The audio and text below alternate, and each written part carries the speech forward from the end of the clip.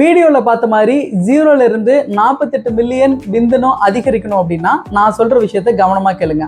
பொதுவா ஆண்களுக்கு விந்தணு உற்பத்தி ஆகிறதுக்கு 60ல இருந்து 70 நாள் வரைக்கும் எடுத்துக்கும். ஒரு 50 நாள் டெஸ்டிஸ்ல உற்பத்தி ஆகிற விந்தணு 10 to 15 டேஸ் எபிடைட்டிவிஸ்ன்னு சொல்லப்படுற பகுதியில் போயிட்டு தங்கி அங்க இன்னும் ஃபர்தரா மெச்சூரிட்டி ஆகி எப்படி உள்ள போயிட்டு நீந்துறது இது மாதிரி விஷயமெல்லாம் லேர்ன் பண்ணிக்குது. இந்த ப்ராசஸ் தொடர்ச்சியா சுழற்சி முறையில ஆண்களுக்கு நடந்துகிட்டே இருக்கு.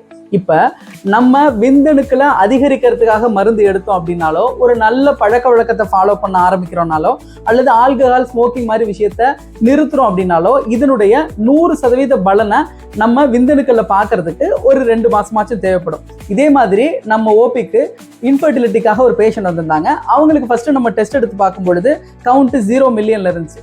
அதுக்கப்புறம் நம்ம ஒரு 2 மந்த்ஸ் ட்ரீட் பண்ண பிறகு 0ல இருந்து 5 மில்லியன்ஸ் வந்துருச்சு. மொட்டிலிட்டி 10% மாறிடுச்சு.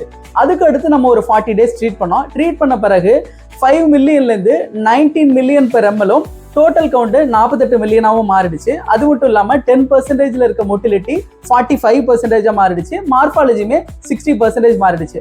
பொதுவா நம்ம என்ன பண்ணுவோம் அப்படின்னா, சித்த மருத்துவ அடிப்படையில எக்ஸாக்டா நம்ம டயக்னோஸ் பண்ணி அதுக்கு ட்ரீட் பண்றதுனால நம்மளால இன்னும் பெட்டரா ரிசல்ட்டை வந்துட்டு கொடுக்க முடியுது.